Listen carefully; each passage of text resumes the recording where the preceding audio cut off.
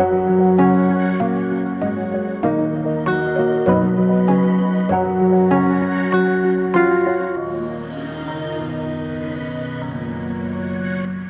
പേര് സിജി. ഞാൻ കൂട്ടിക്കൽ നിന്ന് വരുന്നു. എനിക്ക് സ്വപ്നത്തിൽ കൂടെ കിട്ടിയ ഒരു സൗഖ്യം പറയാനാണ് ഞാൻ വന്നത്. 2021 ഓഗസ്റ്റ് മാസം 15-ാം തീയതി ഞാൻ വെളുപ്പിനെ ഒരു സ്വപ്നത്തിൽ കൂടെ ഒരു കാണുകയാണ്. ഒരു വലിയ ആശുപത്രിയുടെ കൗണ്ടറിൽ ഞാൻ ഇരിക്കുകയാണ്. അവിടെ മൂന്നാമതായിട്ടാണ് ഞാൻ നിൽക്കുന്നത്. അപ്പം അകത്തിരുന്ന ആ സിസ്റ്റർ എന്നോട് രണ്ടാമത്തെ ആളിനെ നോക്കിയിട്ട് മൂന്നാമത്തെ ആളാണ് ഞാൻ നോക്കിക്കൊണ്ടിരിക്കുമ്പോൾ എന്നോട് പറയുക, ഇയാൾക്ക് ബ്രെയിനിന് ക്യാൻസർ ആകുന്നൊരു രോഗം ഉണ്ടായിരുന്നു, സുഖപ്പെടുത്തിയിട്ട് പറയാമെന്ന് വെച്ചാൽ പറയാതിരുന്നേ, മാറ്റിയിട്ട് പറഞ്ഞില്ല, ഇയാൾക്ക് ഭയങ്കര പേടിയുള്ള ആളല്ലേ, എല്ലാത്തിനും പേടിയല്ലേ, മാറ്റിയില്ലെങ്കിൽ സുഖപ്പെടുത്താതെ പറഞ്ഞെങ്കിൽ അതുകൊണ്ട് വേറെ എന്തെങ്കിലും ആക്കുവായി കൊണ്ട് മാത്രമാണ് ഇത്രയും താമസിച്ച് പറയാൻ, അല്ലെങ്കിൽ നേരത്തെ പറഞ്ഞേനേന്ന് പറഞ്ഞു. അപ്പം ഞാൻ പറഞ്ഞു, അയ്യോ ഒന്നും അറിഞ്ഞില്ലല്ലോ, ഒന്ന് പ്രാർത്ഥിക്കാൻ പോലും പറ്റിയില്ലല്ലോ എന്ന് പറഞ്ഞ്. അപ്പോൾ എന്നോട് പെട്ടെന്ന് എൻ്റെ മുഖത്ത് നോക്കിയിട്ട് ചിരിച്ചോടെ എന്നോട് പറയുക, ഈ പ്രാവശ്യത്തെ പ്രാർത്ഥന തന്നെ കൂടുതലായിരുന്നല്ലോ, ഇത് തന്നെ ഇച്ചിരി കൂടുതലായിരുന്നല്ലോ, ഇത് വേറെ ലെവലായിരുന്നല്ലോ എന്ന് പറഞ്ഞു. കാരണം ഞാൻ ആ ഓഗസ്റ്റ് 1 തൊട്ട് 15 വരെ നല്ല ഉപവാസത്തിലായിരുന്നു എന്ന് പറഞ്ഞാൽ രാവിലെ ഒന്നും കഴിച്ചില്ല. അത് തന്നെയല്ല, ഒരു അരയ്ക്കാൻ പോലും ഒരു മിക്സിക്കകത്ത് ഇടാതെ അരകല്ലെ അരച്ചു. 15 ദിവസമല്ലേ ഉള്ളതെന്ന് പറഞ്ഞാൽ ആ ത്യാഗം എടുത്തു. അതുപോലെ ഒരു നേരം മാത്രം ഇച്ചിരി കഞ്ഞി കുടിച്ച് ബാക്കി മുഴുവൻ നേരവും പ്രാർത്ഥന തന്നെ. കാരണം ആദ്യമൊക്കെ ഞാൻ ഓർത്തുകൊണ്ടിരുന്നത് എൻ്റെ പിള്ളേർ 2 പേരും, ഒരാൾ ബാംഗ്ലൂർ വരും, ഒരാൾ കോതമംഗലത്തും. അപ്പോൾ 2 പേർക്കും ഈ കോവിഡ് കാലം ആയതുകൊണ്ട് അസുഖമൊന്നും വരല്ലേ എന്നുള്ള ആ ഒറ്റ പ്രാർത്ഥനയില്ല ഞാൻ ആ ഉപവാസം അത്രയും കഠിനമായിട്ട് എടുക്കാനായിട്ട് തീരുമാനിച്ചതും ഓരോ ദിവസവും അതിൻ്റെ ശക്തി കൂട്ടിയതുമൊക്കെ. പക്ഷേ 2 ദിവസമൊക്കെ ആയപ്പോഴത്തേനും അവരുടെ കാര്യം തന്നെ പറഞ്ഞുകൊണ്ടിരുന്നത്. എനിക്ക് 2 ദിവസം മുമ്പ് തൊട്ട് ഒരു ഭയങ്കര തലവേദന ഉണ്ടായിരുന്നു. നെറ്റിക്കൊരു ഭയങ്കര വേദന വന്നു. ഒരിക്കലും തലവേദന ഇല്ലാത്ത ആളായതുകൊണ്ട് ഞാൻ ഈ തലവേദന വന്നപ്പോൾ ഈ വേറൊരു ലെവൽ തലവേദനയായിരുന്നു. ഭിത്തിയിലങ്ങ് മുട്ടിച്ച് വെച്ചിട്ടും എനിക്ക് അങ്ങോട്ട് മാറുന്നില്ല. അതുപോലെ 2 മിനിറ്റ് നേരെ ഉള്ളൂ. പക്ഷേ അത് കഴിയുമ്പോൾ കുറച്ച് ക്ഷീണമോ ഒരു വല്ലാത്ത അവസ്ഥയൊക്കെ ഉണ്ടായിരുന്നു. അത് പിന്നെ അങ്ങ് പോകും. അത് കഴിഞ്ഞ് അങ്ങനെ 2 പ്രാവശ്യം വന്നു. പിന്നെ കാലിന് ഭയങ്കരമായിട്ടൊരു കോച്ച് പോലെ അതും കുറച്ചുണ്ടായിരുന്നു. അത് കുറച്ച് കൂടിപ്പോയി അത് 2 ദിവസമൊക്കെ കഴിഞ്ഞപ്പോൾ. അപ്പം ഞാൻ പെട്ടെന്ന് അവിടെ ഇരുന്ന് പ്രാർത്ഥിക്കുമ്പോൾ എനിക്കൊരു വിഷമമുണ്ട്, ഇനി എന്നേലും വരാനാണോ എന്നൊരു തോന്നലുണ്ട്. അപ്പോൾ അതിനിടയ്ക്കാണ് എൻ്റെ പെങ്കൊച്ചിൻ്റെ അമ്മ ഒരു സ്റ്റാറ്റസ് ഇട്ടിട്ടുണ്ട്, ഒരു 18 വയസ്സുള്ള പയ്യൻ മരിച്ചതിൻ്റെ ഒരു സ്റ്റാറ്റസ് ഇട്ടിരിക്കുന്നത്. അപ്പോൾ ഞാൻ ചോദിച്ചു, ഈ കൊച്ചിന് എന്നാ പറ്റിയെന്ന് ചോദിച്ചു. അപ്പോൾ അവൾ എന്നോട് പറയുക, എൻ്റെ സിജിയമ്മേ, അവന് ബ്രെയിനിന് ക്യാൻസർ ആയിരുന്നു, അറിഞ്ഞില്ല, ലാസ്റ്റ് സ്റ്റേജിൽ അറിഞ്ഞ് 1 മാസമായതേ ഉള്ളൂ അറിഞ്ഞിട്ട്. കാരണം ഇവന് ലക്ഷണങ്ങളൊന്നും ഇല്ലായിരുന്നു, നല്ല മിടുക്കനാണ്, എല്ലാ കാര്യത്തിലും ഓടി പാഞ്ഞ് നടക്കുന്ന ആളാണ്. അപ്പോഴത്തേനും അവന് എന്നാ ചോദിച്ചെന്ന് ചോദിച്ചാൽ തലവേദന വന്നപ്പോൾ അവന് ഭിത്തിയെ മുട്ടിച്ച് വെച്ചു. അപ്പോൾ ആ മുട്ടിച്ച് വെച്ചപ്പം വേദന കുറയാഞ്ഞിട്ട് അവന് കാല് വാഷ് ബേസിലോട്ട് മുട്ടി അമർത്തി പിടിച്ചപ്പം അത് അടന്ന് വീണ് കാലൊടിഞ്ഞു. അപ്പം അതിൻ്റെ ബ്ലഡ് ടെസ്റ്റ് ചെയ്ത് ഓപ്പറേഷൻ ചെയ്യാനായിട്ട് ബ്ലഡ് ടെസ്റ്റ് ചെയ്തപ്പോഴത്തേനാണ് ക്യാൻസർ ഉണ്ടെന്ന് അറിഞ്ഞത്. അപ്പോൾ എനിക്ക് ഈ തലവേദന ഉണ്ടായല്ലോ എന്ന് ഓർത്തപ്പോൾ എനിക്കും ഇത് ഉണ്ടായല്ലോ എന്ന് ഓർത്ത് അങ്ങനെ ഒരു സാഹചര്യം കേട്ടു. അപ്പോൾ ഇതെനിക്ക് ഉണ്ടായല്ലോ എന്ന് ഓർത്തപ്പോൾ എനിക്കൊരു പേടി വന്നു. അതിലൂടെ 2 ദിവസം കഴിഞ്ഞപ്പോൾ ഞാൻ പ്രാർത്ഥിച്ചുകൊണ്ടൊക്കെ ഇരിക്കുമ്പോൾ എൻ്റെ കൊച്ചു വീട്ടിൽ വന്നിട്ടുണ്ടായിരുന്നു അവധിക്ക്. അപ്പോൾ അവൻ പറഞ്ഞു, അമ്മച്ചി, ചേട്ടൻ്റെ ചേച്ചിക്ക് ബ്രെയിനിന് ട്യൂമറായിരുന്നു. അപ്പോൾ കാലിന് ചെറുതായിട്ട് കോച്ച് പിടിക്കാൻ തുടങ്ങിയപ്പോഴേ അവർ ഈ കുഴപ്പമൊന്നും തേച്ചിരിക്കാതെ പെട്ടെന്ന് തന്നെ ഹോസ്പിറ്റലിൽ പോയി ന്യൂറോയെ കണ്ടപ്പോഴത്തേനും ആ ഡോക്ടർ പറഞ്ഞു ബ്രെയിൻ ട്യൂമറാണ്, പെട്ടെന്ന് ഓപ്പറേഷൻ ചെയ്യണമെന്ന് പറഞ്ഞു. അപ്പോൾ അത് ശ്രീജിത്തിനായി കൊണ്ടുപോയി ഓപ്പറേഷൻ ചെയ്തപ്പോൾ ഇവൻ കൂടെ ഉണ്ടായിരുന്നു. അപ്പോൾ അവൻ പറയുമായിരുന്നു, അമ്മച്ചി ഇത് അറിഞ്ഞുകൊണ്ട് മാത്രമാണ് ഇതിങ്ങനെ ഒരു സിഗ്നൽ ഇല്ലാത്ത സാധനമാണെന്നൊക്കെ പറഞ്ഞു. അപ്പോൾ എനിക്ക് ഈ കോച്ച് ഉണ്ടല്ലോ എന്ന് ഓർത്ത് ഞാൻ പെട്ടെന്ന് അവനോട് പറഞ്ഞപ്പോൾ അവൻ പറയുക, അമ്മച്ചി അതൊന്നും സാരമില്ല, അത് തണുപ്പിൻ്റെ ആണെന്നൊക്കെ പറഞ്ഞു. പക്ഷേ ഇതെൻ്റെ മനസ്സിൽ കിടപ്പുണ്ട്. പക്ഷേ അതുകൊണ്ട് ഞാൻ 2 ദിവസം കഴിഞ്ഞപ്പോൾ എൻ്റെ കാര്യം മാത്രം പറഞ്ഞ് എനിക്ക് എന്നേലും വന്നാൽ മാറ്റിയിട്ട് എന്നോട് പറയാവുള്ളൂ, എനിക്ക് അപ്പടി പേടിയാണ്, എനിക്ക് സൂചി കാണുമ്പോൾ പേടിയാണ്, 2 വാക്സിൻ എടുത്ത കാര്യം എനിക്ക് മാത്രമേ അറിയത്തുള്ളൂ, സൂചി എനിക്ക് ഭയങ്കര പേടിയാണ്. അപ്പോൾ എനിക്ക് ഒരു ആശുപത്രിയിൽ കയറാനും പേടിയായതുകൊണ്ട് ഞാൻ അത് തന്നെ പറഞ്ഞ് നോയമ്പ് ഉപവാസവും അതിൻ്റെ കൂട്ടത്തിൽ അഖണ്ഡ ജപമാല ചെല്ലുമ്പോൾ ഇത് മാത്രമേ ഞാൻ പറയുന്നുള്ളൂ, എന്നെയല്ലോ ഉണ്ടേ മാറ്റിയിട്ടേ പറയാവുള്ളതെന്ന്. അപ്പം 15 ദിവസത്തിനിടയ്ക്ക് ഞാൻ 2 വചനം ഈശോയോട് ചോദിച്ചു. ആദ്യം ഒരെണ്ണം ചോദിച്ചപ്പം തൻ്റെ ദൈവത്തിൽ ആശ്രയിച്ചത് കൊണ്ട് അവനൊരു പോറൽ പോലും ഏറ്റതായി കണ്ടില്ല എന്ന് പറഞ്ഞ് അത് കണ്ടു. അത് പെട്ടെന്ന് ഞാൻ എഴുതി തീർത്തു. അതിനും ഒരു 7 ദിവസം ആയതേ ഉള്ളൂ. അപ്പം ഞാൻ ഓർത്തൊന്ന് ഒരെണ്ണം കൂടി ചോദിക്കാമെന്ന് ഓർത്തുകൊണ്ട് ചുമ്മാ പെട്ടെന്ന് കിട്ടിയതാണ്, അവൻ നിൻ്റെ വഴി ഒരുക്കുമെന്ന്. അപ്പം ഞാൻ പെട്ടെന്ന് അതുകൂടെ എഴുതി. അപ്പം ഇതും ഉണ്ട്. പിന്നെ അഖണ്ഡ ജപമാല 16 ദിവസം ചൊല്ലി 16,000 നന്മ പറഞ്ഞവരെയും ചൊല്ലി. ഇതെല്ലാം കാഴ്ചവെച്ച് ഇതിന് വേണ്ടിയാണ് എനിക്ക് എന്നേലും ഉണ്ടേ മാറ്റിയിട്ട് പറയണേ. അത് മാത്രമേ എൻ്റെ പ്രാർത്ഥന. അത് കഴിഞ്ഞ് തലേ ദിവസം എല്ലാം തീർത്ത് ഭക്ഷണമൊന്നും കഴിച്ചിട്ടില്ല. പിറ്റേ ദിവസം മാതാവിനെ കാണണമെന്ന് ഓർത്ത് നന്നായിട്ട് ഒരുങ്ങി എല്ലാ കാര്യങ്ങളും തീർത്ത് വെച്ച് പിറ്റേ ദിവസം ഇങ്ങനെ മാതാവിന് വേണ്ടി മാത്രം പ്രതീക്ഷിച്ച് ഓഗസ്റ്റ് 15 ഇരിക്കുക. ഉടമ്പടി എടുത്തതിന് ശേഷമാണ് കേട്ടോ 15 തോയുമ്പോൾ ഭയങ്കരമായിട്ട് കർശനമായിട്ട് എടുക്കുകയും നല്ല ത്യാഗത്തോടെ എടുക്കുകയും ഉപവാസം എടുക്കുകയൊക്കെ ചെയ്തത്. അപ്പോൾ ഈ കാലിന് കോച്ച് വന്നപ്പോൾ ഞാൻ പെട്ടെന്ന് ഉടമ്പടി തൈലം തേച്ചായിരുന്നു. എന്നതാണെങ്കിലും മാറ്റി തരണേ, അത് മാത്രമേ ഉള്ളൂ പ്രാർത്ഥന. നെറ്റിയിലും തേക്കും. വേദന വന്നതുകൊണ്ടും പിന്നെ ഒരു പേടി കൊണ്ടും നെറ്റിയിൽ ഉടമ്പടി തൈലം എപ്പോഴും തേച്ചേച്ച് വിശ്വാസ പ്രമാണം ചെല്ലുകയും പ്രത്യക്ഷീകരണ പ്രാർത്ഥന ചെല്ലുകയും ചെയ്യും. അത് ഈ കൊന്ത ചെല്ലുന്നതിനിടയ്ക്കും ഓരോ രഹസ്യം തീർന്നിട്ട് ഒരു പ്രത്യക്ഷീകരണ പ്രാർത്ഥന ചെല്ലും. അതിനിടയ്ക്ക് വീന്ന് യോഗം തന്നെ പറച്ചിലാണ്. അത് കഴിഞ്ഞ് പിറ്റേ ദിവസം ഞായറാഴ്ചയാണ്. അപ്പം ഓഗസ്റ്റ് 15 പള്ളി രാവിലെ പോകുന്നുണ്ടോ എന്ന് ചോദിച്ചപ്പോൾ ഞാൻ പറഞ്ഞു ഞാൻ രാവിലെ പോകുമെന്ന് പറഞ്ഞു. രാവിലെ എത്രയും പെട്ടെന്ന് പോകണമെന്നുള്ളതാണ്, പള്ളി പോകണമെന്നുള്ളതാണ് എൻ്റെ ആഗ്രഹം. പക്ഷേ വിളിച്ചില്ലേ ഞാൻ ഏക്കില്ല. അതുകൊണ്ട് എന്നോട് പറഞ്ഞു തന്നെ ഏറ്റാ പോകോളാൻ പറഞ്ഞു. ഞാൻ തന്നെ ഏറ്റില്ലെന്ന് തന്നെയല്ല. 6 മണിയായപ്പോൾ ഞാനൊരു സ്വപ്നം കണ്ടു. 5:30 പ്രാർത്ഥന അന്ന് ആദ്യമായിട്ട് മുടങ്ങി കണ്ടത്. ഞാനൊരു ആശുപത്രിയുടെ വലിയ കൗണ്ടറിൽ നിൽക്കുവാണ്. അപ്പോൾ ഇത്രയും കാര്യങ്ങൾ വന്നത് എന്ന് വെച്ചാൽ ഈ ഞാൻ പറഞ്ഞില്ല മുമ്പേ പറഞ്ഞ കാര്യങ്ങൾ. ആശുപത്രിയിൽ പിന്നെ എന്നോട് ബ്രെയിനിന് ക്യാൻസർ ഉണ്ടെന്ന് പറഞ്ഞത്. അപ്പം ഞാൻ ഇങ്ങനെയൊക്കെ ചോദിച്ചത് ഈ വലിയ ഉപവാസവും നോയമ്പും ആയിരുന്നല്ലോ, ഇതുകൊണ്ട് ഇത് തന്നെ ഇച്ചിരി കൂടുതലായിരുന്നല്ലോ എന്ന് പറഞ്ഞില്ലേ. അതിൻ്റെ കാരണമാണ് ഞാൻ പറഞ്ഞത് ഇത്രയും നേരം. അത് കഴിഞ്ഞിട്ട് ഞാൻ സൂചി കണ്ടാൽ പേടിയാണ്. ഞാൻ ഇങ്ങനെ ചോദിച്ചു, എന്നാലും ഞാൻ പ്രാർത്ഥിക്കുക എന്നേലും ഇച്ചിരി മിച്ചം ഉണ്ടെങ്കിൽ ഒന്ന് ടെസ്റ്റ് ചെയ്ത് നോക്കാമെന്ന് പറഞ്ഞപ്പം എന്നോട് ചോദിക്കുക സൂചി കണ്ടാൽ പേടിയുള്ള ആളുടെ എവിടെയാണ് ടെസ്റ്റ് ചെയ്യുന്നത്, വേഗം വീട്ടിൽ പോകുമോ, ടെസ്റ്റ് ഒന്നും ചെയ്യണ്ട, എല്ലാം മാറ്റി സുഖപ്പെടുത്തി സൗഖ്യമാക്കി എന്ന് എന്നോട് 6 പ്രാവശ്യം പറഞ്ഞു. അത് കഴിഞ്ഞിട്ട് ഞാൻ പിന്നെ അവിടെ നോക്കി നിന്നപ്പം മേശയിലൊക്കെ പിടിച്ചതിന് എനിക്ക് പെട്ടെന്ന് സാനിറ്റൈസർ തന്നു. കോവിഡ് കാലമല്ലേ, അതുകൊണ്ട് ഒരിടത്തും പിടിച്ചേക്കല്ല, വേഗം വീട്ടിൽ പോയി റെസ്റ്റ് എടുത്താൽ മതി എന്ന് പറഞ്ഞു. ഞാൻ അത് എന്നിട്ടും പിന്നെയും വിഷമിച്ചും വെപ്രാളപ്പെട്ട് അവിടെ നിൽക്കുക. അന്നേരം 2-3 പേരുടെ ചീട്ടും കൂടെ എഴുതിയിട്ട് എൻ്റെ അടുത്ത് വന്നു. അന്നേച്ച് പെട്ടെന്ന് എന്നോട് പറയുക ഇതുവരെ പോയില്ല എന്ന് ചോദിച്ചപ്പോഴേ ഞാൻ ഒരു തടയും കൂടെ ഇറങ്ങി. എന്നിട്ട് എന്നോട് ഒത്തിരി സമാധാനമായിട്ട് പറഞ്ഞു ഇനി ഒരിടത്തും പോകണ്ട, ഒരു ആശുപത്രിയിലും പോകണ്ട, ഒരിടത്തും കയറിയേക്കല്ല, വീട്ടിൽ പോയി കിടന്നുറങ്ങിയാൽ മാത്രം മതിയെന്ന് പറഞ്ഞ് ഉറങ്ങുക, ഭക്ഷണം കഴിക്കുക, ആരോഗ്യം വീണ്ടെടുക്കുക, അത്രയേ ഉള്ളെന്ന് പറഞ്ഞു. ഇനി ഇതിനെക്കുറിച്ച് മാത്രം പേടിക്കേണ്ട, ഇതൊന്നുമില്ല, ഇത് പൂർണ്ണമായിട്ടും പോയെന്ന് പറഞ്ഞു.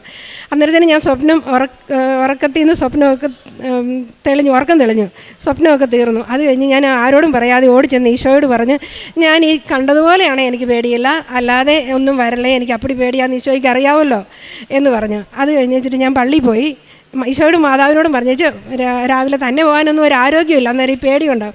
അപ്പം ഞാൻ ഡോണിയും കൂട്ടിക്കൊണ്ട് പള്ളിയിൽ പോയി ചർപ്പണഗിരി കയറി മാതാവിനെ കെട്ടിപ്പിടിച്ച് പറഞ്ഞു ഞാൻ കണ്ട പോലെ വരാവുള്ളേ, അല്ലേ എനിക്ക് പേടിയായിട്ടാണ്, വേറൊന്നും കൊണ്ടല്ലേ എനിക്കെപ്പടി പേടിയാണ്, ഇത് തന്നെയാണ് എൻ്റെ പറച്ചിൽ. അത് കഴിഞ്ഞ് പള്ളിയിൽ ചെന്ന് കുർബാനയൊക്കെ കണ്ട് കുർബാനയും കൂടി തിരിച്ച് വന്നപ്പോഴും വലിയ മിണ്ടാട്ടമൊന്നുമില്ല, ഈ സ്വപ്നം കണ്ടതിൻ്റെ ഒരു വിഷമത്തിലിരിക്കുക. അതിൻ്റെ ഭക്ഷണം കഴിച്ച് ഒരു ശകലം കഴിഞ്ഞപ്പോൾ ഭയങ്കര ക്ഷീണമെന്ന് പറഞ്ഞാൽ ഒരു മെഡിക്കൽ കോളേജിൽ എടുക്കില്ലാത്ത കൂട്ട് ക്ഷീണമാണ്. എന്നിട്ട് ഞാൻ ഓർക്കുമായിരുന്നു എന്നെ ഇങ്ങനെ പറ്റിയെന്നൊക്കെ ഓർത്തൊരു വിഷമിച്ചൊക്കെ നടന്നപ്പോൾ എല്ലാവരും എന്നോട് ചോദിക്കുന്നുണ്ട്, അടുത്ത വീട്ടിൽ ചേച്ചിയും ചോദിച്ചു എന്നാ സിജി ഇന്ന് അപ്പടി ക്ഷീണമെന്ന്. ഞാൻ പറഞ്ഞു ഒത്തിരി ദിവസം കൂടി ഭക്ഷണം കഴിച്ചതിൻ്റെ ആയിരിക്കുമെന്ന് പറഞ്ഞ് നമ്മൾ കഴിക്കാതിരുന്ന് കഴിക്കുമ്പോൾ ഉണ്ടാവുമല്ലോ ഒരു ക്ഷീണതാണെന്ന് പറഞ്ഞു. കുറച്ച് കഴിഞ്ഞ് ഒരു 11 മണിയായപ്പോഴത്തേനും 2-3 പ്രാവശ്യം തുമ്മി. പിന്നെ ഒരു 3 തോർത്ത് നിറച്ച് ലിക്വിഡായിട്ട് സാനിറ്റൈസർ പോലെ കുറുകി എന്തോ സാധനം വന്ന് ഇപ്പോൾ 3 തോർത്ത് നിറഞ്ഞു. അപ്പം 3-ാമത്തേത് എടുത്തപ്പം പുള്ളിക്കാരൻ 2 തോർത്ത് കഴുകിയിടാൻ പോയപ്പോൾ എന്നോട് ചോദിച്ചു ഇതെന്നെ ഈ കുഴമ്പ് കൊല്ലിക്കുന്ന സാധനം, ഇത് കഫമൊന്നും അല്ലല്ലോ, ഇതെന്നാ സാധനമാണെന്ന് ചോദിച്ചു. ഞാൻ പറഞ്ഞു എനിക്കൊന്നും അറിയത്തില്ലെന്ന് പറഞ്ഞു. ഞാൻ ആ സമയത്ത് എൻ്റെ സ്വപ്നമോ എൻ്റെ ഓർമ്മയോ ഒന്നുമില്ല, എൻ്റെ മനസ്സിലൊന്നുമില്ല. കാരണം ഈ വന്നു പോകുന്നത് തൂത്ത് കളയുന്നു, തുപ്പി കളയുന്നു, കാണിക്കാൻ വരുന്നു, തല കറങ്ങുന്നു, ഇതെല്ലാം ഉണ്ട്. ഇതൊന്നും ആരോടും പരാതി പറയാതെ ഇതെല്ലാം സഹിച്ച് ഇരിക്കുക. അത് കഴിഞ്ഞ് 3-ാമത്തേതും കൂടെ തീരാറായപ്പോൾ ഞാൻ ഓർത്തു എന്നാൽ മുറ്റത്തിറങ്ങി ഒരു നൈറ്റി എടുത്തിട്ട് അതിന് മയമൊക്കെ ഉണ്ടല്ലോ, പഴയ നൈറ്റി എടുത്തിട്ട് തൂക്കാമെന്ന് ഓർത്തുകൊണ്ട് ഇറങ്ങിയപ്പോൾ ഞാൻ ചോദിക്കുക ഇച്ചിരി തൂളുന്നുമുണ്ട്. അപ്പം 2 പ്രാവശ്യം പിന്നെയും വല്ലാതെ ഇങ്ങോട്ട് വരിക. അപ്പം ഞാൻ പറഞ്ഞു ഞാൻ ഇത്രയും പ്രാർത്ഥിച്ചിട്ട് എനിക്ക് ഇത് കൂട്ട് പണിയാണോ അതായിരുന്നു, ഞാൻ എന്തേലും പ്രാർത്ഥിച്ചതായിരുന്നു, ഇനി ഞാൻ ഒരിക്കലും പ്രാർത്ഥിക്കുമൊന്നുമില്ല, ഈ പ്രാർത്ഥിച്ചാൽ എനിക്ക് പേര് നിൽക്കാൻ പോലും പറ്റുമല്ലോ, ഇത് എന്നാ വലിയ രോഗമാണ് തന്നെ, ഞാൻ മടുത്തല്ലോ, ഇത് എന്നതായിരുന്നു ഈ തലയ്ക്കകത്ത് ഇത്ര ഇരുന്ന് പൊട്ടിപ്പോകാൻ, ഇതിന് മാത്രം സാധനം എന്നാ ഇരുന്നതെന്നൊക്കെ ഞാൻ ചോദിച്ചു ഈ പരാതി പറഞ്ഞ് ഈശോയോട് ഇങ്ങനെയൊക്കെയാണോ കാണിക്കേണ്ടത്, ഞാൻ ഈശോയും മാതാവിനെ കാണണമെന്ന് പറഞ്ഞിട്ട് എനിക്ക് ഇത് കൂട്ടാണോ കാണിച്ചു തരുന്നതെന്നൊക്കെ ഞാൻ ചോദിച്ചേ. അത് കഴിഞ്ഞ് ഞാൻ ഇങ്ങോട്ട് പെരയ്ക്കകത്ത് കയറി കിടക്കുക. അന്നേരം എനിക്ക് പറ്റിയല്ലാത്തത് കൊണ്ട് ഒന്നും മിണ്ടാട്ടമൊന്നുമില്ല, ഒരു ചെറിയ കെട്ടിലേക്ക് കിടന്നു ഇത് മാത്രം ചിന്തിച്ചുകൊണ്ടിരിക്കുക, വയ്യല്ലോ എന്നുള്ളത്, എന്നെ പറ്റി ഇങ്ങനെ ആയി പോയെന്നൊക്കെ എൻ്റെ മനസ്സിൽ. അല്ലാതെ ഇത് സ്വപ്നത്തെക്കുറിച്ചൊന്നും ആ മനസ്സിൽ അന്നേരം ഒന്നുമില്ല. അന്നേരം എല്ലാം ഈ തലച്ചോറിനകത്ത് നടക്കുന്നതുകൊണ്ടായിരിക്കും ഒരു ഓർമ്മയില്ല അങ്ങനെയുള്ള കാര്യം. അത് കഴിഞ്ഞ് ഒരു 12 ആയപ്പോഴത്തേക്ക് എനിക്ക് പെടലി പോലും തിരിക്കത്തില്ല, തൊട്ട് പോലും നോക്കാൻ പറ്റിയല്ല തലേ, അതുപോലെ വേദന. അത് കഴിഞ്ഞ് ഒരു 3 മണി ആയപ്പോഴത്തേന് ഈ ലീക്ക് ഇച്ചിരി കുറഞ്ഞു കഴിഞ്ഞപ്പോഴത്തേന് എനിക്ക് പഴയ ഓർമ്മ വന്നപ്പം പെട്ടെന്ന് ഞാൻ പറഞ്ഞു ഞാനൊരു സ്വപ്നം കണ്ടായിരുന്നു. അപ്പോൾ ഡോണിയുണ്ട്, അവൻ ഡെൻ്റലിന് പഠിക്കുന്ന, അപ്പം ഡോണിയും ഈ ചാച്ചനും ഉണ്ട്. അപ്പോഴത്തേനും ഞാൻ പിന്നെ പറഞ്ഞപ്പോൾ എന്നോട് സ്വപ്നത്തിൽ പറഞ്ഞത് മാറ്റിയെന്നാണ് പറഞ്ഞത്, ബ്രെയിനിന് ക്യാൻസർ ആകുന്നൊരു രോഗം ഉണ്ടായിരുന്നു, സുഖപ്പെടുത്തിയിട്ട് പറയാമെന്ന് വെച്ചാൽ പറഞ്ഞ് മാറ്റിയെന്നാണ് പറഞ്ഞതെന്ന് പറഞ്ഞു. അപ്പോൾ ഞാൻ പറഞ്ഞു, ഞാനിങ്ങനെ പറഞ്ഞപ്പോഴേ പുള്ളിക്കാരൻ ഇവിടെ ഒന്ന് ധ്യാനം കൂടിയിട്ടുണ്ട്, 1 വർഷത്തോളം കൂടുന്ന, കാരണം ഞങ്ങൾ കോവിഡ് കാലത്തിന് മുമ്പേ എല്ലാ മാസവും അന്ന് ചൊവ്വാഴ്ച ധ്യാനം കൂടുമായിരുന്നു. അപ്പോഴത്തേനും ഞായറാഴ്ചയൊക്കെ അങ്ങനെ ധ്യാനം കൂടുമ്പോൾ ഇത്തിരി സൗഖ്യമൊക്കെ കേട്ടിട്ടുള്ളതുകൊണ്ട് പുള്ളിക്ക് ഈ സുഖപ്പെടുത്തിയത് കേട്ടപ്പോഴത്തേന് അങ്ങനെ പറഞ്ഞോ, നീ കേട്ടോ, മാറ്റിയെന്ന് പറഞ്ഞോ, അത് കേട്ടോ എന്നാണ് പുള്ളി ചോദിക്കുന്നത്. അപ്പം ഞാൻ പറഞ്ഞു അങ്ങനെ ഉറപ്പായിട്ട് പറഞ്ഞു, അത് 6 പ്രാവശ്യവും പറഞ്ഞെന്ന് പറഞ്ഞു. അപ്പം പുള്ളി ഇവൻ അന്നേരത്തേന് അലമ്പുണ്ടാക്കാൻ തുടങ്ങി കൊച്ച്. അവൻ പറയുന്ന, അവൻ ഈ ലോജിക്കായിട്ടല്ലേ പറയുന്നത്. അപ്പോൾ അവൻ പറയുക, അമ്മച്ചി ഇനി സ്വപ്നവും കണ്ടു തുടങ്ങി, സ്വപ്നത്തിൻ്റെ കാര്യം പറഞ്ഞില്ലല്ലോ എന്ന് ഞാൻ ഓർത്തതേ ഉള്ളൂ, ഞാൻ ഈശോയും മാതാവിന് സ്വപ്നം കാണുന്നൊക്കെ ഇവരോട് പറയുന്ന, അതുകൊണ്ട് ഇവർ ഈ സ്വപ്നം കാണുമെന്ന് പറയുമ്പം തൊട്ടേ അമ്മച്ചിക്ക് ശകലം കുഴപ്പമുണ്ടെന്നൊക്കെ പറയുള്ളൂ, അതുകൊണ്ട് ഞാൻ ഈ സ്വപ്ന കാര്യം പറഞ്ഞില്ലല്ലോ, ഇവരാരും പറഞ്ഞില്ല. ഈ സ്വപ്നത്തിൻ്റെ കാര്യം പറഞ്ഞപ്പോഴേ അവൻ പറഞ്ഞു ആ സ്വപ്നം ഉണ്ടോ, എന്നാൽ പിന്നെ ഇനി ഒന്നും വേണ്ടെന്ന് പറഞ്ഞേ. അപ്പം പുള്ളിക്കാരൻ പറഞ്ഞേടാ നീ അങ്ങനെ പറയണ്ട, ഇങ്ങനെ മാറ്റിയെന്ന് പറഞ്ഞാൽ മാറ്റിയതാണ്, ഇപ്പോൾ ഇത്ര ക്ഷീണമൊക്കെ കണ്ടില്ലേ, അതുകൊണ്ട് ഇനി എന്നതാണേലും സാരമില്ല, ഇനി ഒന്നും പറയണ്ടെന്ന് പറഞ്ഞ് ആശുപത്രിയിലും പോയില്ല. ആശുപത്രി പോകാൻ ഇവൻ വെള്ളം വെച്ചിട്ട് ഞാൻ ഒരിടത്തും പോരുന്നില്ലെന്ന് പറഞ്ഞ് ഞാൻ ഒന്ന് ചൂടുവെള്ളം ഉണ്ടാക്കി തന്ന് ഞാനൊന്ന് കുളിച്ച് ദേഹം മാത്രം കഴുകി തലേ തൊട്ട് പോലുമില്ല. എന്നിട്ട് ഞാൻ ഒരു പാരസെറ്റാമോളും കഴിച്ച് കിടന്നുറങ്ങി.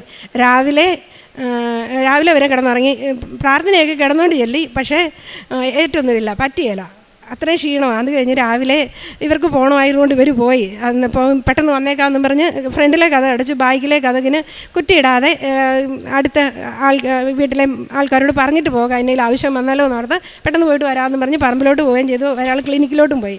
അത് കഴിഞ്ഞ് ഒരു 11 മണി വരെ ഞാൻ കിടന്ന് ഉറങ്ങും, ഇടയ്ക്ക് ഒന്ന് ചായ കുടിച്ചതൊക്കെ ഉള്ളൂ. അത് കഴിഞ്ഞ് വെച്ചിട്ട് ഞാൻ ഉറക്കമൊന്നും വരുന്നില്ല, അപ്പടി ക്ഷീണവും സങ്കടവും മാത്രമേ ഉള്ളൂ. തലേദിവസം നല്ലപോലെ ഇറങ്ങിയതില്ല. അപ്പോൾ അന്നേരം ഒരു തണുപ്പ് പെട്ടെന്ന് ഒരു 11 മണിയായി, ഇപ്പോൾ തണുപ്പ് ഇങ്ങോട്ട് കയറി വരുന്ന പോലെ തോന്നി, പെട്ടെന്നൊരു വേറൊരു ഫീൽ വന്നു. അപ്പം ഞാൻ പെട്ടെന്ന് ഓർത്ത് എന്നെ ഒരു മാറ്റം എന്ന് ഒന്നും കാണുന്നില്ല. പക്ഷേ എന്നോട് ചോദിക്കുകയാണ്, ഇന്നലെ വലിയ പരാതിയായിരുന്നല്ലോ, നല്ല സൗണ്ട് എന്ന് പറഞ്ഞാൽ എൻ്റെ ഈശോയെ പറയാനില്ല, അതുപോലെ ഒരു ശാന്തമായിട്ട് എന്നോട് ഇന്നലെ വലിയ പരാതിയായിരുന്നല്ലോ, തലയ്ക്കതെന്നാ ഇത്ര കിടന്നേ, എന്നാ ഇത്ര പൊട്ടിപ്പോകാൻ എന്നൊക്കെ ചോദിച്ചല്ലോ, ഇപ്പം മനസ്സിലായോ എന്ന് ചോദിച്ചാൽ. അപ്പോൾ ഞാൻ പറഞ്ഞു അയ്യോ ഉണ്ടായിരുന്നോ എന്ന് ഞാനൊരു ചോദ്യം പെട്ടെന്ന് ചോദിച്ചു. കാരണം അന്നേരം എനിക്ക് ക്ലിക്കാകുന്നത്, കാരണം എനിക്കത് മനസ്സിലായില്ലായിരുന്നു. അത് പിറ്റേ ദിവസം വന്ന് എനിക്ക് മനസ്സിലാക്കി തന്നു, കാര്യവും പറഞ്ഞ് തന്നേച്ചിട്ട് ആ സമയത്താണ് എനിക്ക് മനസ്സിലാകുന്നത്. അപ്പം എനിക്ക് അയ്യോ ഉണ്ടായിരുന്നോ എന്ന് ഞാൻ ഒച്ചയിൽ ഇങ്ങനെ പെട്ടെന്ന് ഒരു ആവലാതിപ്പെട്ട് ചോദിച്ചേ. അപ്പം പറഞ്ഞു ഉണ്ടായിരുന്നു, പൂർണ്ണമായിട്ട് മാറ്റി, ഇനി കിടന്നാൽ മതി കേട്ടോ, റെസ്റ്റ് എടുത്ത് ഭക്ഷണമൊക്കെ കഴിച്ച് സുഖമായിട്ടിരുന്നാൽ മതി, ഒരാശുപത്രിയിലും പോകണ്ടെന്ന് എന്നോട് എത്ര തവണ പറഞ്ഞെന്ന് എനിക്കറിയത്തില്ല. തലേ ദിവസം ഒത്തിരി പ്രാവശ്യം പറഞ്ഞു ഇവിടെ എങ്ങും നിൽക്കില്ല, ഇനി ഒരിടത്തും പോകല്ലെന്ന്. അതുപോലെ പിറ്റേ ദിവസം കണ്ടപ്പം പറഞ്ഞു ഇനി ഒരിടത്തും പോകേണ്ട, കോവിഡ് കാലം, ഇറങ്ങി നടക്കരുത്, വീട്ടിൽ ഇരുന്ന് റെസ്റ്റ് എടുത്താൽ മതി, ഈ ക്ഷീണവും ഇപ്പോഴുള്ള പ്രതിരോധ ശേഷിയൊക്കെ വന്നോളും, ഇനി റെസ്റ്റ് മാത്രം മതി, അത് മാത്രമേ എന്നോട് പറഞ്ഞുള്ളൂ. അത് കഴിഞ്ഞ് എന്നോട് ചോദിച്ചു എനിക്ക് കാലിനെപ്പടി കോച്ചാന്ന് പറഞ്ഞില്ല, കാലെടുക്കാൻ പറ്റില്ലാത്ത കോച്ചായിരുന്നു. അപ്പം എന്നോട് ചോദിക്കുക ഈ കാലിൻ്റെ കോച്ച് പോയോന്നൊന്ന് നോക്കാൻ പറഞ്ഞു. ഞാൻ ഇപ്പോൾ എടുത്തിട്ട് എൻ്റെ കാല് ഇങ്ങനെ പറിക്കത്തില്ലാത്ത ഞാൻ ഇങ്ങനെ എടുത്ത് കോച്ച് നോക്കിയിട്ടും കോച്ചുന്നില്ല, അയ്യോ അതും പോയോന്ന് ഞാൻ ഇച്ചിരി ആവലാതി വിട്ട്, ഞാൻ ഭയങ്കര സന്തോഷമുണ്ട്, എന്നെ ഒരവസ്ഥയാണെന്ന് പറയാൻ അറിയത്തില്ല, അതുപോലെ ചോദിക്കുക അയ്യോ അതും പോയോന്ന്. അപ്പോൾ എന്നോട് പറയുകയാണ് അതും പോയെന്ന് പറഞ്ഞൊരു ചിരി. അത് എന്നിട്ടും കാണുന്നില്ല, പക്ഷേ ഈ നമ്മളോട് സംസാരിക്കുന്ന മുഴുവൻ നമുക്ക് വ്യക്തമായിട്ട് നല്ല അടുത്തിരുന്ന് പറയുന്ന പോലെ പറയുന്നുണ്ട്. അത് കഴിഞ്ഞ് ഞാൻ അതും പോയല്ലോ എന്ന് ഓർത്തപ്പം എനിക്ക് അന്നേരം നന്നായിട്ട് മനസ്സിലായി, ഇത്രയും പോയ കാര്യമല്ല എൻ്റെ മനസ്സിൽ കൂടെ പെട്ടെന്ന് അങ്ങ് ഓടി വന്ന് തലേദിവസം നടന്നതും മുഴുവൻ ഞാൻ ചോദിച്ചതും ഞാൻ മുറ്റത്തിറങ്ങിയപ്പോൾ പരാതി പറഞ്ഞതും എല്ലാം എൻ്റെ മനസ്സിലോട്ട് വന്നപ്പോൾ എനിക്ക് ഭയങ്കരമായിട്ട് വിഷമം വന്നേ.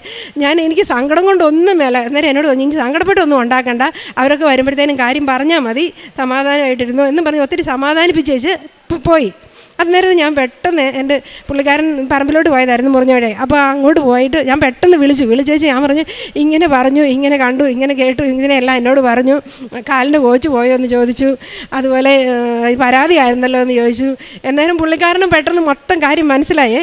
അന്നേരം ഞാൻ പെട്ടെന്ന് വന്നേ കഴിഞ്ഞ് പേടിക്കൊന്നും വേണ്ടല്ലോ, ഇപ്പം സംഗതിയുടെ തെളിവും കൂടെ കിട്ടിയില്ല, ഇനി പേടിക്കണ്ടല്ലോ എന്നൊക്കെ പറഞ്ഞ് ഒരു ഭയങ്കര സമാധാനം. പക്ഷേ എന്നാലും നമുക്കൊരു രോഗം ഉണ്ടെന്ന് പറയുമ്പോൾ നമുക്കൊരു സ്തംഭനാവസ്ഥയാണെന്ന് പറഞ്ഞാൽ നമുക്ക് ഭയങ്കര പേടി. പക്ഷേ ഇത് ഭയങ്കര വിഷമമാണ്. എൻ്റെ ഈശോ എന്നെ ഇത്രയും കാത്തല്ലോ, ഇതെല്ലാം ഞാൻ ചോദിക്കുന്നത്. എൻ്റെ സ്വപ്നമെല്ലാം തീർന്ന് ഇത് നടക്കുന്ന കാര്യമാണ് കേട്ടോ, 11 മണിക്കത്തെ. അപ്പോൾ അന്നേരം ഞാൻ പറയുന്ന, എൻ്റെ തമ്പുരാനെ എന്നെ ഇത്രയും കാത്തല്ലോ, ഒരു സൂചി പോലും വെക്കാതെ ഇത്രയും കാര്യം നടത്താൻ എൻ്റെ ഈശോയ്ക്കല്ലേ പറ്റുള്ളൂ, എന്നാലും ഇതിനൊരു കുറുക്ക് വഴി ഈശോ ഇല്ലാതെ ആരെങ്കിലും കാണിച്ചു തന്നോ എന്നെല്ലാം ചോദിച്ച് ഞാനിങ്ങനെ ഭയങ്കരമായിട്ട് ഈശോയോട് നന്ദി പറഞ്ഞുകൊണ്ടിരിക്കുക. ഓടി ചെന്ന് മാതാവിനോട് പറയും, ഏറ്റെടുക്കാൻ പറ്റുകയില്ലേ പോലും ഞാൻ പെട്ടെന്ന് ഈശോയോടും മാതാവിൻ്റെ അടുത്ത് ഓടി ചെന്ന് പറയേ, തൈലം തേക്കുകയെ. അത് കഴിഞ്ഞ് ഉടമ്പടി പത്രം എടുത്ത് ഞാൻ നോക്കുന്നുണ്ട്. ഞാൻ ഉടമ്പടി എന്നിട്ട് ഞാൻ ഇതിനിടയ്ക്ക് പറയുന്നുണ്ടായിരുന്നേ, തലേ ദിവസം ഞാൻ ഈ കൊന്ത ചെല്ലുമ്പം പറയുന്നുണ്ടായിരുന്നു, ഞാൻ ഉടമ്പടി എടുത്തതാ, എനിക്ക് എന്നേലും വന്നാൽ മാറ്റുമെന്ന് എനിക്കറിയാം, എനിക്കൊന്നും എന്നെ വന്നാലും പേടിക്കേണ്ടെന്നറിയാം, പക്ഷേ എനിക്ക് ഈ സൂചി പേടിയായതുകൊണ്ട് എന്നെ നോക്കണം, നേരത്തെ എന്നോട് മാറ്റിയിട്ടേ പറയാവുള്ളൂ. ഇത് മാത്രമേ എൻ്റെ പ്രാർത്ഥനയും പറച്ചിലുണ്ടായിരുന്നു. അത് തമ്പുരാൻ നല്ലപോലെ കേട്ടു. പിന്നെ ഞാൻ ഇന്ന് വരെ ചോദിച്ചത് ഒന്നും തരാതിരുന്നിട്ടില്ല. പിന്നെ എന്നാന്ന് ചോദിച്ചാൽ സാക്ഷ്യം പറയാൻ വൈകിയാൽ എൻ്റെ ദൈവം ഇതുപോലെ പണി കിട്ടുമെന്നൊന്നും പറയാനില്ല. കാരണം എന്നാന്ന് ചോദിച്ചാൽ കൊച്ചിൻ്റെ ക്ലിനിക്കിന് വേണ്ടി ഞങ്ങളിവിടെ വന്ന് പറഞ്ഞ് അച്ഛനോട് പറഞ്ഞ് മേടിച്ച് ഡേറ്റൊക്കെ പറഞ്ഞ് കറക്റ്റായിട്ട് നടന്നു. പക്ഷേ സാക്ഷ്യം പറയാൻ വരാൻ പറ്റിയില്ല. എല്ലാവരും കൂടെ വരാൻ ഒരിക്കലും ഒക്കുന്നില്ല, അവർ ബാംഗ്ലൂർ ആയതുകൊണ്ട്. അടുത്തയാഴ്ച വരും. അപ്പോൾ ഈ ഒരു ലോണ് 4 പ്രാവശ്യം ഈ ലോണ് ആദ്യം സാങ്ഷനായിട്ട് ഡെൻകെയറിലോട്ടാണ് വരുന്നത്. ഇളയാൾക്ക് ഡെൻകെയറിലാണ് ജോലി, അപ്പോൾ അങ്ങോട്ടാണ് വരുന്നത്. അപ്പോൾ അവർ 24 മണിക്കൂറിന് അവിടെ വരുമെന്ന് പറഞ്ഞു. ആ 24 മണിക്കൂറിനകം പോയിട്ട് 48 മണിക്കൂറായിട്ട് അവരുടെ ആ വിട്ടിരിക്കുന്നിടത്ത് തന്നെ കിടക്കുക, ഇതിനകത്ത് കയറുന്നില്ല. അപ്പം ഞാൻ പറയുന്നുണ്ട്, നമ്മൾ സാക്ഷ്യം പറയാഞ്ഞിട്ട് തരാനറിയാവുന്ന ആൾക്ക് തടയാനറിയാവുന്ന ഇവർക്ക് മനസ്സിലാവുന്നില്ലല്ലോ. എൻ്റെ ഈശോയെ പരിശുദ്ധാത്മാവിനെ കൊടുക്കണേ. ഞാനൊരു 2 മാസമായിട്ട് ഒറ്റക്കാരിയെ ചോദിക്കുന്നുള്ളൂ, ഈശോയെ പരിശുദ്ധാത്മാവിനെ എല്ലാവർക്കും കൊടുത്താലേ കാര്യം മുന്നോട്ട് പോവുള്ളൂ, എന്നാലേ വിവേചിച്ചറിയാൻ പറ്റുള്ളൂ. എനിക്ക് മനസ്സിലായിട്ട് എന്നോട് മനസ്സിലാക്കി തന്നിട്ട് ഒരു കാര്യമില്ല, ഞാൻ പറയുമ്പോൾ ആരും വിശ്വസിക്കത്തില്ല എന്ന് പറഞ്ഞ് അത് കഴിഞ്ഞിട്ട് 2ാം പ്രാവശ്യം അവർ പിന്നെയും വിട്ടു. അത് 19-ാം തീയതി, 20-ാം തീയതി വരേണ്ടതാണ്. ആദ്യത്തേതിന് ഏതാണ്ട് ഒരു GST പ്രശ്നം പറഞ്ഞു, അത് തടസ്സം, അത് പിന്നെ നോർമലാന്ന് ഓർക്കാമെന്ന് അങ്ങനെ വെച്ചു. 2ാമത്തെ പ്രാവശ്യം സെർവർ ബ്ലോക്ക് വന്നിട്ട് 26-ാം തീയതി ആയിട്ട് പോലും ബാങ്കിൻ്റെ ഒരു പ്രവർത്തനം പോലും നടക്കുന്നില്ല, എല്ലാവരുടെയും കൂടെ അങ്ങ് ബ്ലോക്കായി. അത് ഇവൻ കാരണമാണെന്ന് പറഞ്ഞിട്ട് ഞാൻ എപ്പോഴും പറയുന്നുണ്ട്. ഞാൻ പറഞ്ഞത് വല്ല യേശുവോ, പിന്നെ അവർക്ക് മനസ്സിലാകാൻ തുടങ്ങി, വരാൻ പറ്റുന്നില്ല, ഇത് കിട്ടാതെ വരത്തില്ല. അതുപോലെ അത് കഴിഞ്ഞിട്ട് 3ാം പ്രാവശ്യം വിട്ടു, അതും ഇങ്ങനെ തടഞ്ഞു നിൽക്കുക. അപ്പം ഞാൻ പറഞ്ഞു, ഞാൻ എങ്ങനെയാലും പോയി മാതാവിൻ്റെ അടുത്ത് ഇത് കയറ്റി പറഞ്ഞു കഴിഞ്ഞാൽ അന്ന് കാര്യം നടക്കുമെന്ന് പറഞ്ഞ് എനിക്ക് കൂട്ട് വരാൻ ആരുമില്ല. അപ്പം ഞാൻ പുള്ളിക്കാരന് വരാൻ പെട്ടെന്ന് നോക്കുന്നില്ല എന്നിട്ടാ. അപ്പം ഞാൻ ഈശോയോട് പറഞ്ഞു, മാതാവേ എനിക്കൊരു കൂട്ട് കാണിച്ചു തരണം. ഞാൻ അയൽവക്കത്തെ ചേച്ചിമാരോടൊക്കെ ചോദിച്ചിട്ട് അവർക്ക് ഈ സമയത്ത് നമുക്ക് പെട്ടെന്ന് രാവിലെ വരാൻ പറ്റത്തില്ലല്ലോ, അവർക്കൊന്ന് അറേഞ്ച് ചെയ്യണ്ടേ, അതുകൊണ്ട് അവർക്ക് 2 ദിവസം കഴിയട്ടെ എന്നാണ് പറയുന്നത്. അപ്പോൾ ഞാൻ പറഞ്ഞപ്പോൾ എന്നോട് ലിബിന്ന് കാണിച്ചപ്പോൾ ഞാൻ ഓർത്തു ആരാ. അത് കഴിഞ്ഞ് പിന്നെ അത് പെട്ടെന്ന് അവനെ വീട്ടിൽ വിളിക്കുന്ന പേരോട് മനസ്സിലാക്കി തന്നെ. അപ്പം ഞാൻ രാവിലെ ചോദിച്ചപ്പോൾ ഇന്നലെ എന്തോ പരിപാടിയുണ്ട്, ഇന്ന് രാവിലെ പോകാമെന്ന് പറഞ്ഞു. അപ്പം ഇന്ന് പുള്ളിക്കാരൻ പറഞ്ഞു ഞാൻ വരാമെന്ന് പറഞ്ഞു. അല്ല, ഈ മാതാവിനോട് ഞാൻ ചോദിച്ചപ്പോൾ ലിബിനെ എനിക്ക് കിട്ടിയത്, അതുകൊണ്ട് ഞാൻ അവനെയും കൂട്ടിയേ പോകുന്നുള്ളൂ, അവനിവിടെ വരണം എന്ന് പറഞ്ഞ് ഞാൻ കൂടിക്കൊണ്ട് വന്നാൽ. പിന്നെ ചോദിച്ചതെല്ലാം കിട്ടുമെന്ന് പറഞ്ഞാൽ നമ്മൾ സാക്ഷ്യം പറയാൻ താമസിക്കല്ലോ. ഞാനിവിടെ സാക്ഷ്യം പറയാൻ വന്ന് മടുത്തു. കാര്യം എന്താണെന്ന് വെച്ചാൽ നമ്മുടെ സാക്ഷ്യത്തിന് ഭയങ്കര പവറുണ്ടെങ്കിൽ അതൊന്ന് പറഞ്ഞു പഠിപ്പിക്കണമെന്നുണ്ടെങ്കിൽ അത് എല്ലാം കൃത്യമായിട്ടായിരിക്കണം. അതുകൊണ്ടാണ് എനിക്കതങ്ങ് സാധിക്കാതെ വന്നത്. എല്ലാവരും കൂടെ വന്ന് അടുത്ത ആഴ്ച പറയും.